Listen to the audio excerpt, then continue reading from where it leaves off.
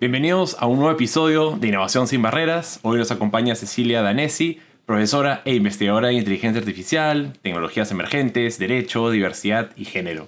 Cecilia lideró la primera asignatura de la Facultad de Derecho de la Universidad de Buenos Aires en inteligencia artificial. Además, ha publicado el libro El imperio de los algoritmos, que deja al desnudo las consecuencias del nuevo imperio de la inteligencia artificial, evidenciando cómo impacta en nuestros derechos humanos. Bienvenida, Cecilia, al programa. ¿Cómo estás? Hola Jaime, ¿cómo estás? Bueno, gracias por invitarme, un gusto estar acá. Encantado de tenerte por acá para conversar de estos temas que son sumamente interesantes.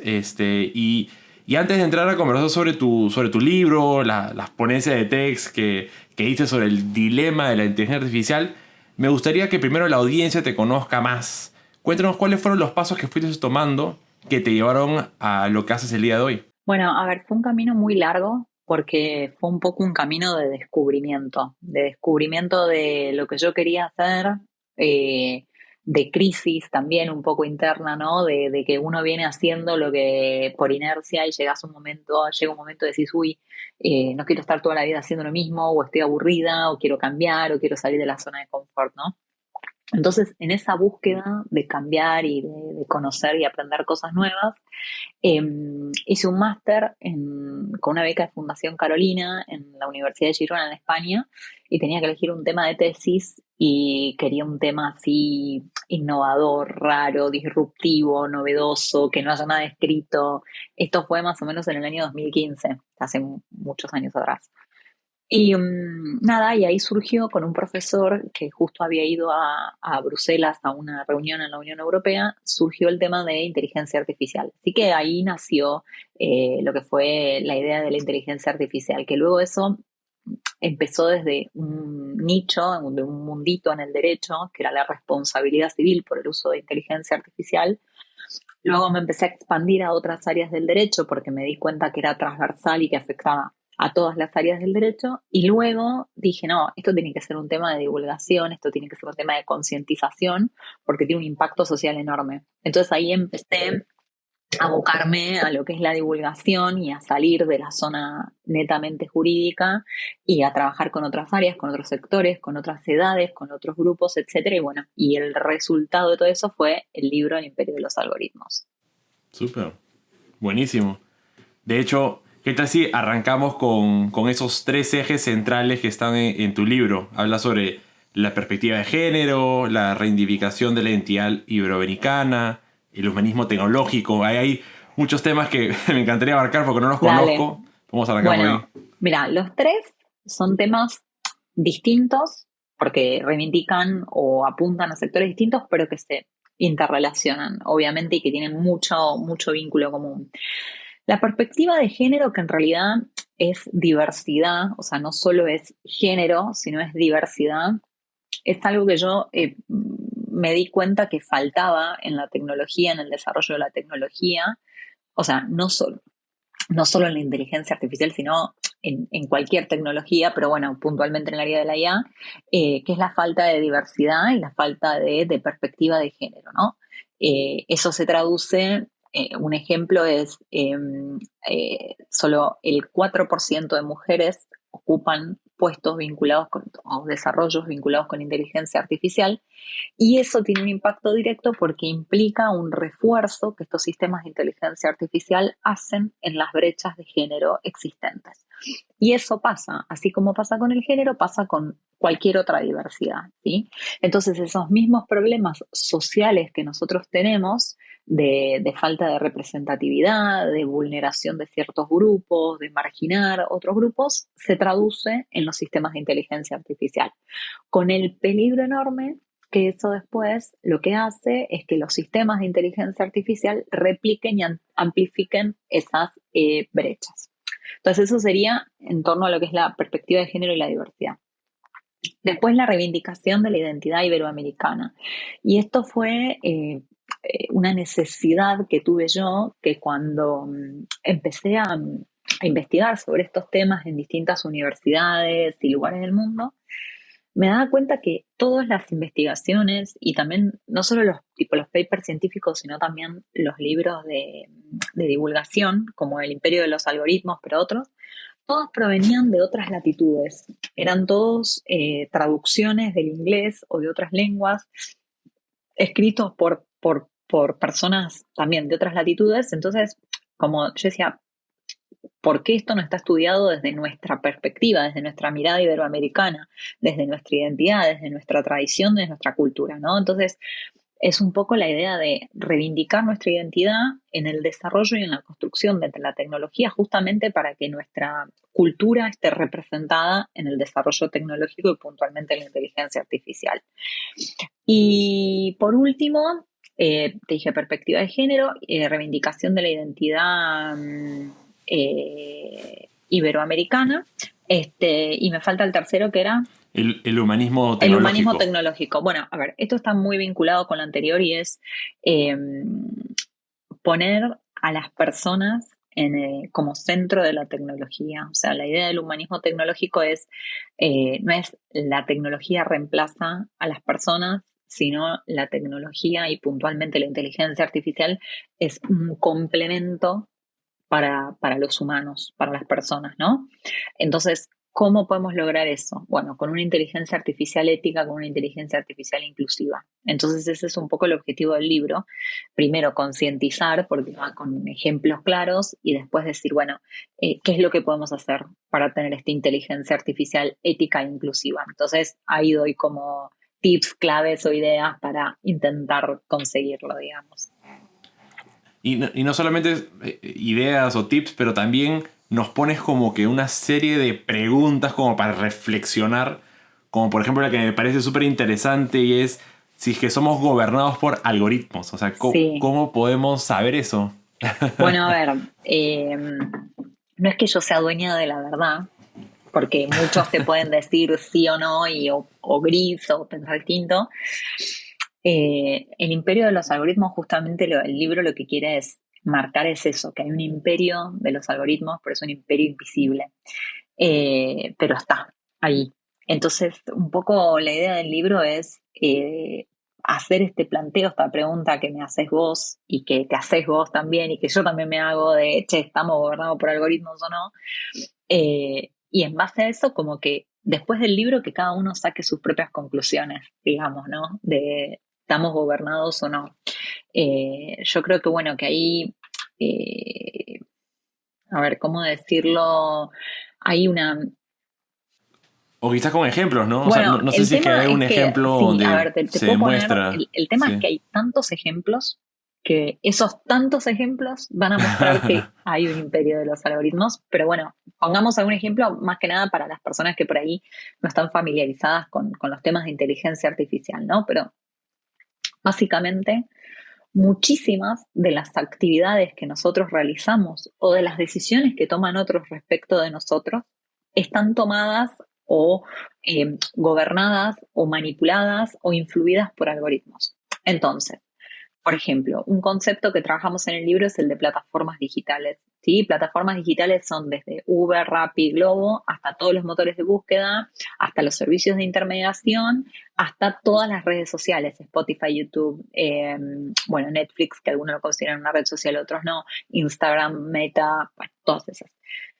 Todas esas redes están gobernadas por algoritmos, todas estas plataformas están gobernadas por algoritmos. Todo lo que pasa ahí, si a un repartidor de Rappi o de Globo le ofrecen un determinado trabajo, si un conductor de Uber le aparece un determinado viaje, qué precio va a tener ese viaje, qué ruta va a tomar ese Uber hasta llegar a destino, la publicidad que vemos en las redes sociales, las publicaciones que son filtradas y no, bloqueadas y no, todo es decidido por un algoritmo.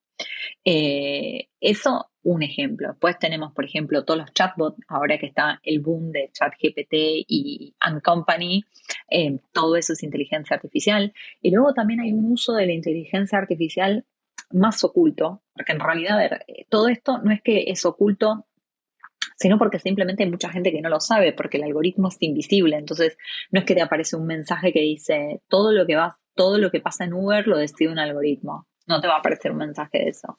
Claro, creo que la mayoría de los que conocen la tecnología dice, bueno, lógicamente hay software atrás que está pensando por nosotros y determinando la ruta óptima o mostrándome el contenido que cree que es mejor para mí. Claro, de hecho, mira, me pasó una vez en una clase que estaba dando en un posgrado que hablábamos de algoritmos en el trabajo, o sea, algoritmos como jefes, como empleadores, como... Y eran en Argentina, creo, bueno, no me acuerdo, un país de Latinoamérica. Y me dijeron como, bueno, pero eso acá no pasa porque acá no hay empresas que gestionen al personal con algoritmos. Yo le digo, pero acá no funciona Uber, si no funciona Rappi, si, bueno, no funciona Airbnb, si no funciona... Bueno, todas esas es que nuestro jefe es un algoritmo, ¿no? Eh, entonces... Que digamos que no significa que haya eso es algo malo o sí deberíamos estar preocupados de... Mira, el primer problema es que no sabemos si es bueno o malo, porque no sabemos cómo funciona, porque no hay una obligación de transparencia de estas empresas respecto a tener que explicarnos dónde hay algoritmos y cómo funcionan. Entonces, el primer problema que tenemos para resolver es exigir que nos digan cuándo se utilizan algoritmos, cómo funcionan, con qué fines, qué variables tienen. Eso es algo que se está trabajando en muchas legislaciones. Yo ahora estoy trabajando Uh-huh, en un libro sobre auditorías algorítmicas, que vendría a ser uh-huh. una solución para estas cuestiones que planteo. Y el primer paso para auditar un algoritmo y para conocer cómo funciona es la transparencia y la explicabilidad. Es decir, si yo quiero saber si algo es bueno o es malo, tengo que conocerlo. Entonces, bueno, este es un poco el debate. Y en este sentido, por ejemplo, en la Unión Europea se publicó recientemente una ley de servicios digitales que justamente exige la transparencia algorítmica en ciertos casos. Entonces, la legislación va camino a esto lentamente. ¿Y cuál sería tu posición? Ahora te cuento un poquito. Escuché hace poco en el podcast de Olin, Chamat mencionaba de que según él, los algoritmos deberían de pasar, o sea, los AIs deberían de pasar por un proceso muy parecido como las drogas pasan por aprobación o como otras industrias están reguladas y requieren una aprobación del gobierno antes de que puedan ser de uso público. Obviamente esa posición no resultó muy favorable entre los demás participantes del podcast, pero ¿cuál sería tu posición al respecto? Bueno, primero pasame el podcast que los quiero escuchar porque me súper interesa. Y Sí, segundo, sí, sí. no sé quién lo dijo, ni en qué contexto, ni nada, pero lo que vos me acabas de contar estoy 100% de acuerdo. Es algo que genera resistencia. ¿Por qué genera resistencia?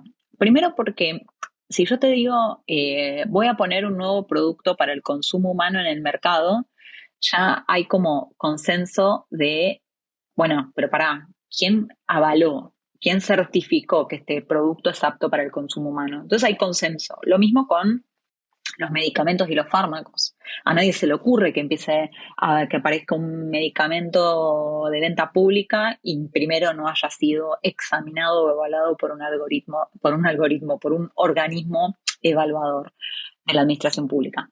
Ahora, esto con los algoritmos genera más resistencia. ¿Por qué?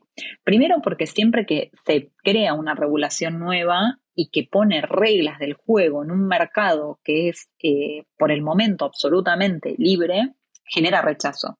Porque obviamente que esas empresas o esas áreas van a tener que invertir dinero en abogados que sepan de esa materia, auditores, por ejemplo, especialistas, etcétera. Entonces eso genera, sí o sí, tiempo y plata, ¿no?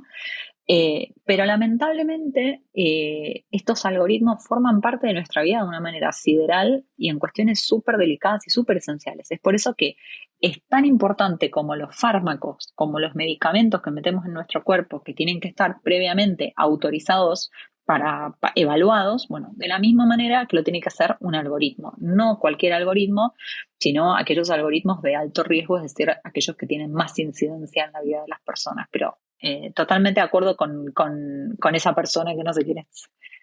Sí, ahora después te lo mando. Mándamelo.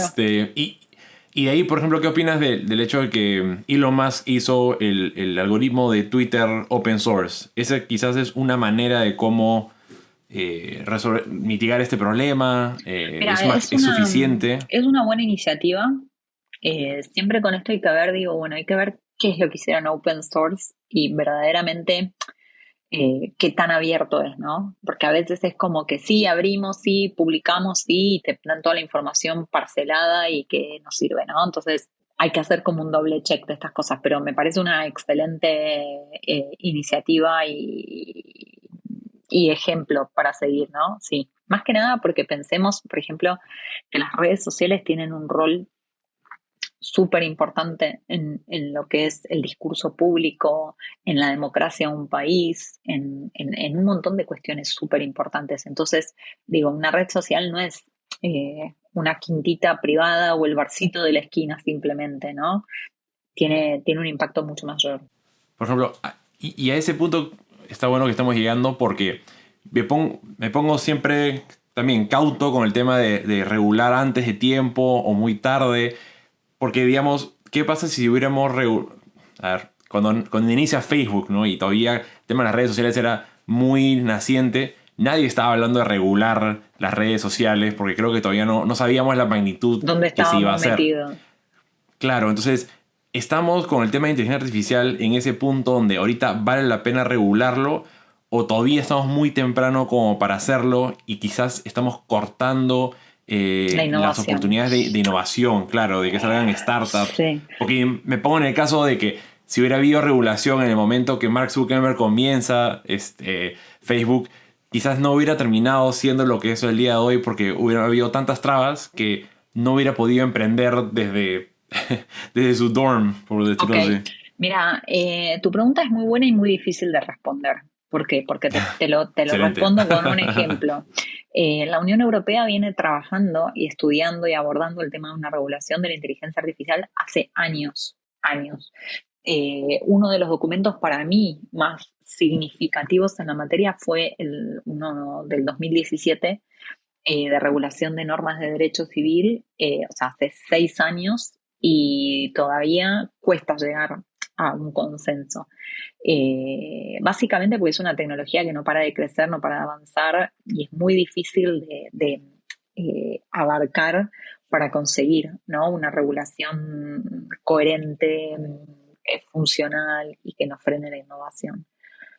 Pero, o sea, creo que vamos a tener que llegar a un equilibrio porque está bueno que siga la innovación y obvio, y lo necesitamos y está genial, y bajo ningún punto de vista tengo una mirada de no tecnología, pero digo, ¿cuál es el límite? Porque hoy en día ya los algoritmos tienen un rol transversal en la vida de las personas, ¿no? Y ocupan lugares desde la salud, la educación, el trabajo, digo, lugares súper esenciales, ¿no? Entonces, bueno, ¿cuál va a ser el momento que digamos, bueno, sentémonos y regulemos, ¿no? Digo, se podría pensar para comenzar con regulaciones de tinte más preventivo, de tinte más de buscar evitar que sucedan las cosas negativas, de buscar que las empresas, acá en la Unión Europea se trabaja mucho con lo que es la autorregulación o el autocontrol o la autosupervisión, de que las empresas mismas tengan que controlar sus sistemas, sus procesos, sus innovaciones, ¿no? Entonces, bueno, el tema yo creo que es sí regular, el tema es el cómo. Y eso creo que es la pregunta que más nos cuesta responder. Y creo que, y acá espero no ofender a nadie, pero también es quiénes son los encargados de poner esas regulaciones, ¿no? Si conocen suficientemente el tema como para hacerlo bien, porque vemos siempre cómo se quejan o se burlan un poco de las autoridades americanas, de que entrevistan a estos líderes de tecnología y hacen preguntas ridículas. Entonces, ¿está preparado la gente como para poder regular correctamente? Bueno, a ver, primero, no por defender a las autoridades americanas, porque no me interesan nomás, o sea, no es que soy fan de ese equipo, pero digo, para poder, vamos a decir, abordar un fenómeno así, necesitamos indefectiblemente la interdisciplina. Es decir, yo, mi profesión de base es el derecho, soy abogada. pero hace más de casi 10 años me especializo en IA y para eso estudié un montón. Entonces, ¿qué pasa? Hay como un rechazo recíproco de decir, los abogados no quieren que los tecnólogos se metan en su área y los tecnólogos no quieren que los abogados se metan ni siquiera digo abogados, las ciencias sociales. Y hoy en día ese concepto de las ciencias y las disciplinas como compartimentos estancos y aislados va totalmente en contra de la realidad social, donde todo es transversal, todo es interdisciplinario, ¿sí? Hoy en día en las redes sociales no es que, bueno, una red para conocer amigos, no, comprás, vendés, te enamorás, casás, podés cometer un daño, hacer una estafa y 3 millones de cosas más. Más interdisciplinario que eso no hay, ¿no? Entonces digo, bueno, es un deber que tenemos todos de empaparnos y dialogar con otras disciplinas, justamente para evitar que hacer legislaciones que después lo único que hagan es frenar la innovación y Así perjudicarnos, es. ¿no? Ahí en tu ponencia, el TEDx que diste era sobre el dilema de la inteligencia artificial, ¿no? Creo que al día de hoy ya hemos hablado muchísimo de los beneficios, ¿no? O sea, ChatGPT, por ejemplo, ahora cuando uno lee, te diría que el 99% de las cosas que he visto es todo sobre cómo optimizar tu tiempo, lo maravilloso, las eficiencias, pero quizás no estamos hablando suficiente de las amenazas. No sé si existen, si son evidentes, no tan evidentes. ¿Cuál es tu posición al respecto? Con ChatGPT o en general. Bueno, es un mundo. Si quieres, podemos partir con este caso específico que he mencionado de ChatGPT, pero si es que quieres, después abordemos en general, ¿no? Mira, ¿Cómo es como amenaza? yo creo Si es que hay. que, a ver, los peligros no están a la vista hasta que no los pones a la vista, ¿no? Por eso también un poco era el objetivo del libro del Imperio de los Algoritmos, ¿no? De decir, bueno, miren, hay riesgos. O sea, ¿y esto por qué? Porque parece que es todo color de rosa, de, uy, mirá este chat, le pregunto y me hace el trabajo para la universidad, o me hace un proyecto de ley, o me dice la receta de cocina, y me escribe un poema mejor que no sé quién. Bueno, sí, genial, pero hay cosas atrás, ¿no? Pero lo primero es saberlo y ser consciente de eso. Entonces, nada, me parece que hay peligros, hay amenazas, sí las hay. El tema es, sentémonos a estudiarlas, sentémonos a ver qué está pasando. No es una tecnología más del montón, es una tecnología totalmente disruptiva y transformadora de la sociedad. Entonces, para saber este impacto real que tiene, nos tenemos que sentar a estudiar. Claro. Y a la fecha, por ejemplo, ChatGPT, por seguir con el mismo ejemplo, ¿qué cosa ya se ha puesto a la luz, digamos, que podría ser una amenaza? Mira, Porque te digo, hasta el momento no conozco mucho de eso. mira, hay varias. Me quedo viendo la parte positiva. Sí, no, a ver, hay varias cuestiones de, no es que todo es malo o todo es una porquería, no, pero por ejemplo, el primer punto que tenemos que ser conscientes es que cada vez que nosotros utilizamos cualquier aplicación, cualquier plataforma, le estamos cediendo nuestros datos y nuestra información. Y eso no es una cosa menor. Es decir, cada uno que prueba, entra a OpenAI y prueba ChatGPT, está cediendo datos y cediendo información personal. Entonces, este es el primer punto, ¿no? Que no es gratis y no es inocente lo que estamos haciendo. Después, otra de las cuestiones que hay bueno, hay como si querés nos podemos ir a una parte más dramática, ya hubo una supuesta noticia de un suicidio que aparentemente se produjo por una persona que se obsesionó con ChatGPT y ChatGPT, aparentemente, te digo todo esto porque es lo que leí en artículos periodísticos, le habría sugerido que se quite la vida y si se quitaba la vida, a cambio el chat le prometía que iba a cuidar el ambiente, que era una cosa que él quería, ¿no? Más allá de, o sea, no voy a hablar del caso porque es un tema muy delicado, pero obviamente que muchos de lo que marcaban es, bueno, acá hay una personalidad de base que fue propicia a eso, sí es verdad.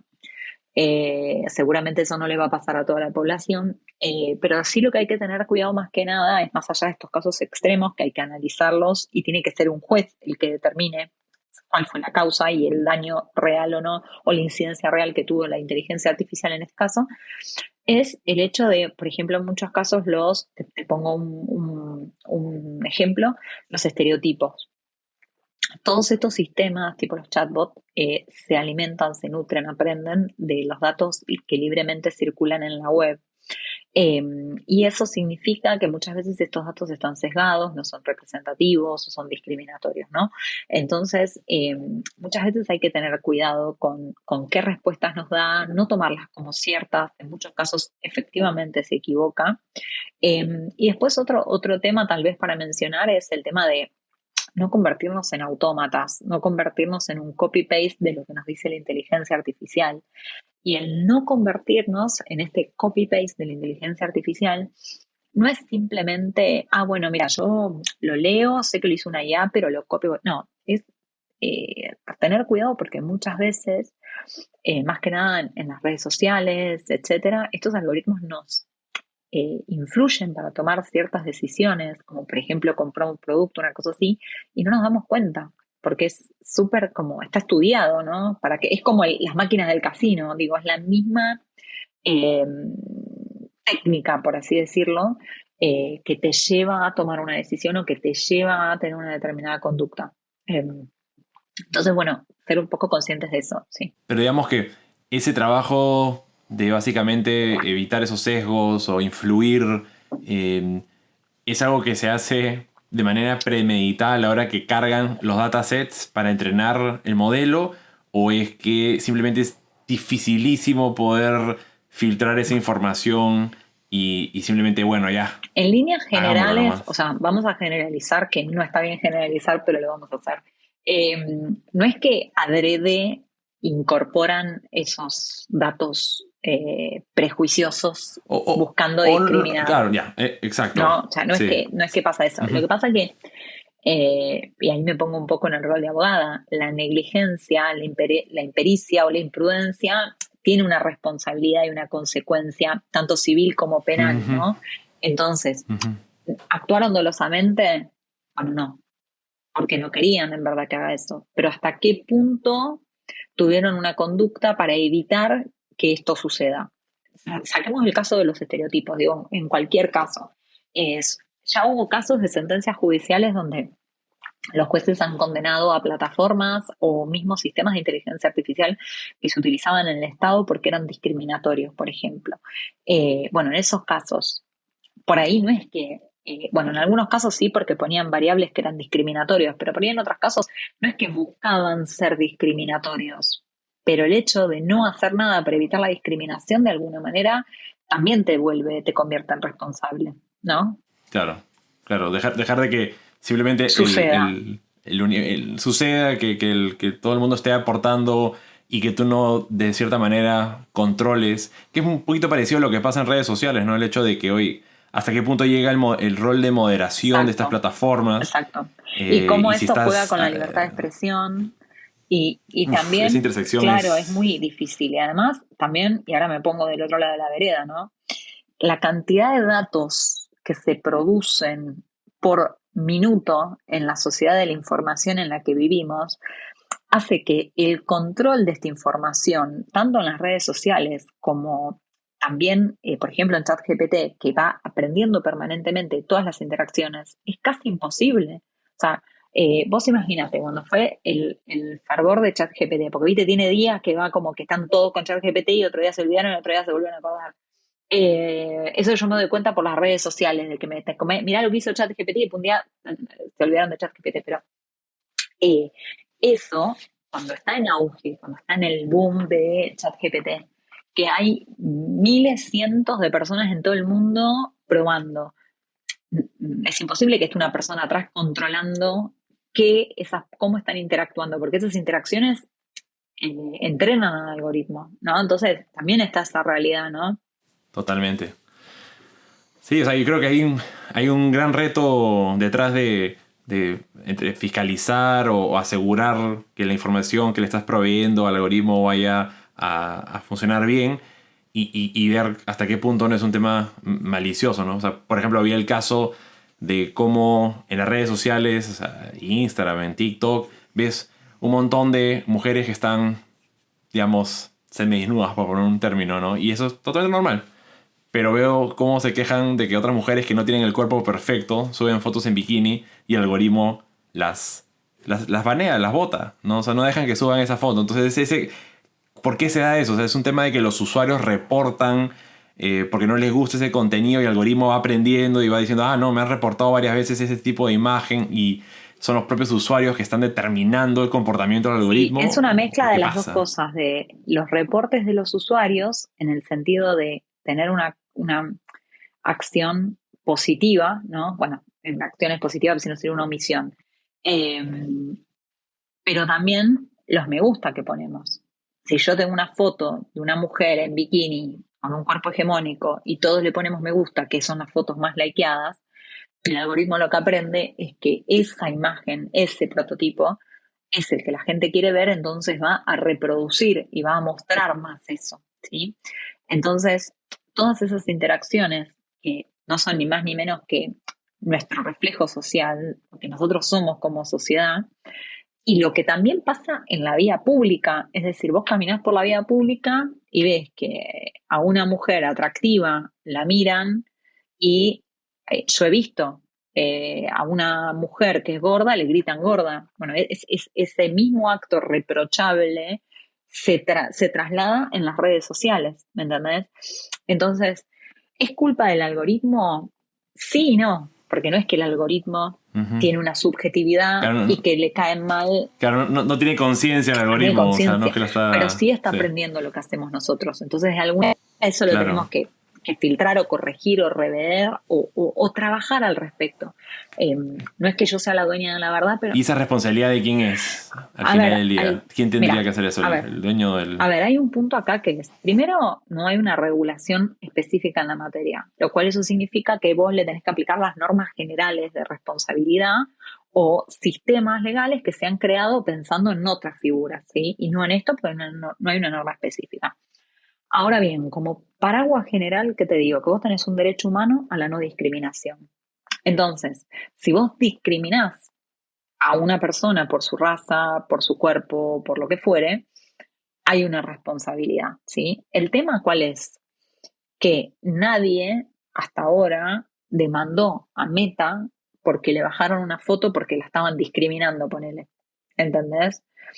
Claro, porque es un individuo, es muy chiquito, o sea, como que no vas a escalar esto Exacto, y no se llega a ningún lado exacto. Y probablemente. además que muchas veces es imperceptible porque fueron muy pocos los casos para mí de todos los que en realidad habrán pasado donde salió a la luz esto. ¿Entendés? Entonces, ese es otro tema, digo, por ahí uno engancha un caso de 1.000.000 y eso también pasa porque no se evalúan los algoritmos. Porque, claro, vos tenés un algoritmo, el que filtra el contenido, por decirte las imágenes, bueno, bloquea montones de imágenes por día. Ahora, ¿hay alguien atrás? ¿Hay un organismo o alguien que está atrás viendo qué imágenes bloquea y qué no? Si hay un patrón común, si está discriminando, si está violando la libertad de expresión, el derecho a la información. Requiere... No sé si hay suficiente cantidad de personas que uno pueda contratar en su empresa como para Claro, policiar exacto. todo eso. Por No eso sé, lo que es reto. tenemos que pensar es, porque es imposible, pero mira, te pongo un ejemplo. Ahora la Unión Europea con esta Digital Services Act lo que hace es que para las plataformas digitales de muy gran tamaño, tipo Google, Yahoo, etcétera, tienen que hacer evaluaciones de riesgo. ¿Sí? Es decir, los algoritmos de los motores de búsqueda de Google, por ejemplo, tienen un impacto sideral en lo que la persona ve, en lo que la persona consume, en lo que la persona piensa y en todo. Porque nosotros todos primero vamos a Google, ¿no? Entonces, esto de alguna manera se tiene que evaluar. Entonces, ¿cómo lo tenemos que evaluar? Bueno, ahí es donde tiene que estar el diálogo interdisciplinario, sector público, sector privado, decir, bueno, evaluémoslo de la mejor manera, obviamente dentro de las posibilidades, porque como decís vos, no puedes estar con cada caso concreto una persona atrás a revisarlo, no, pero sí puedes hacer evaluaciones generales de cómo funciona el algoritmo. Exacto. Nada, esto creo que es un tema que estamos en los primeros capítulos, por decir así, de lo que se viene para adelante.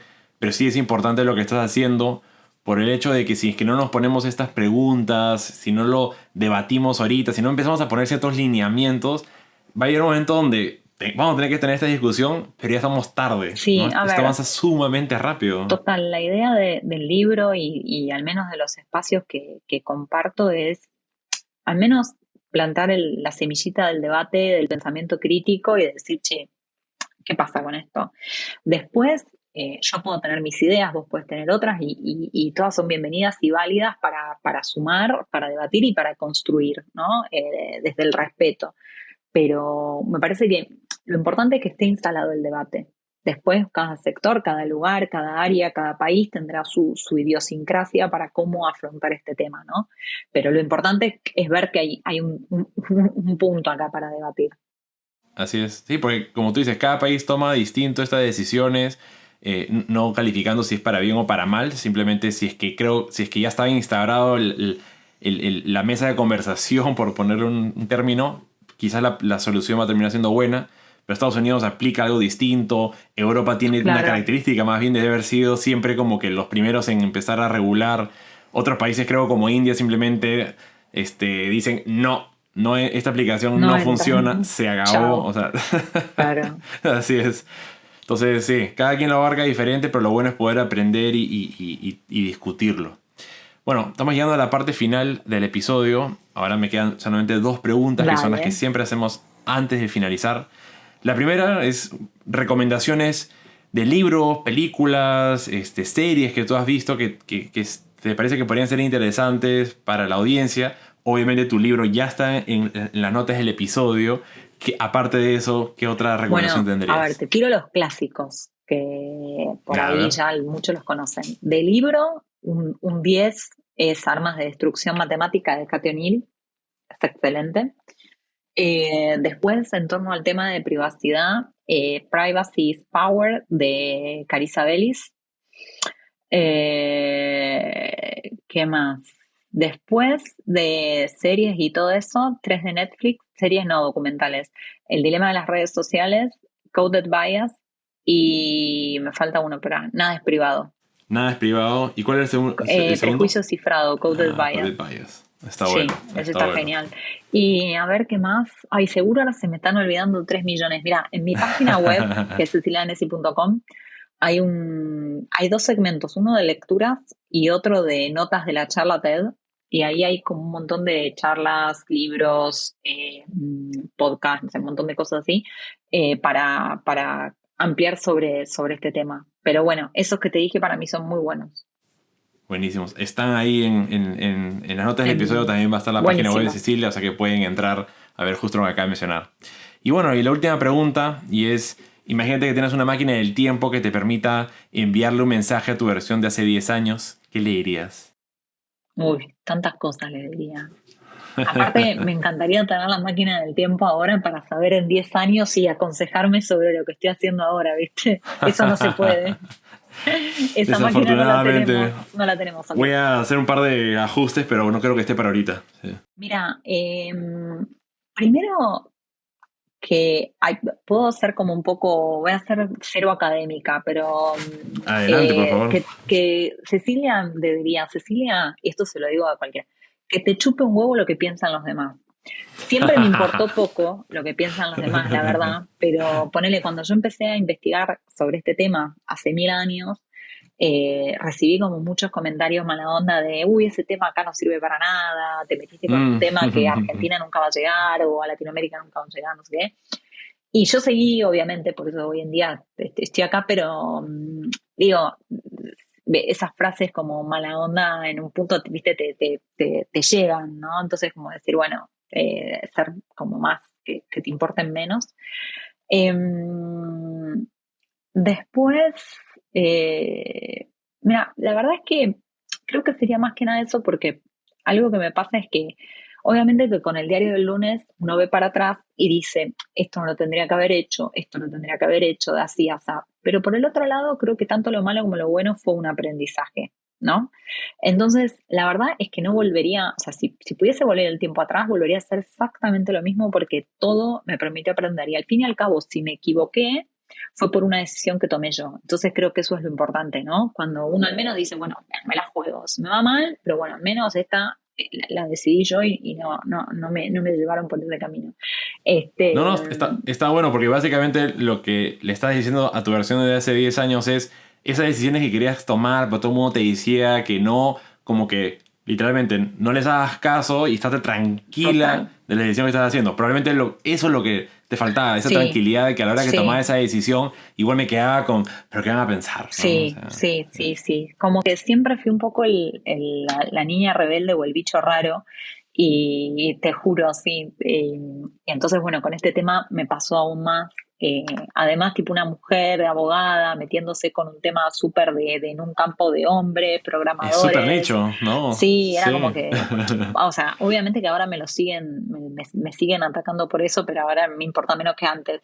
Pero Que que has creado bastante resistencia. sí, no, tengo unos haters que los amo, ¿no? Me hacen reír mucho, te lo juro.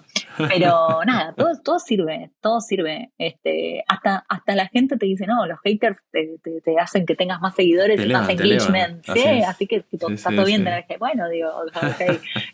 Pero ¿O bueno, será que nada. los algoritmos te mandan los haters a propósito? Porque como ven que yo los quiero hacer llevar por el buen camino, dicen, ah, sí, Sí, claro. mira, te Sí, mandamos más haters a vos. Sí, total. eso debe Sí, ser.